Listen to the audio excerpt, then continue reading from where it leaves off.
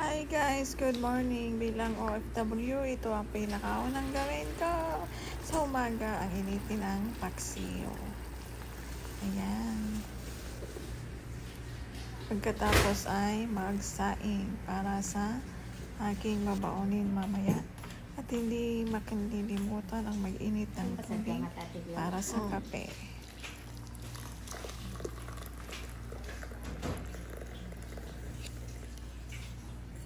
At ayan, magtitimpla na ako ng kape. Nescafe po yan. Siyempre, Filipino with brown sugar.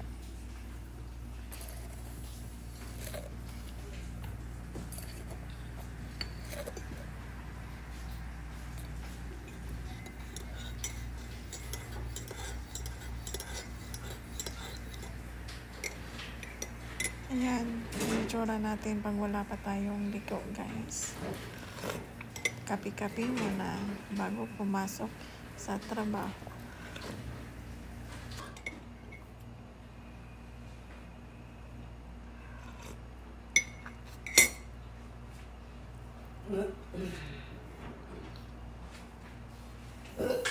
Ate, nagsasaing ka? Doon, oh. Yun sa ano?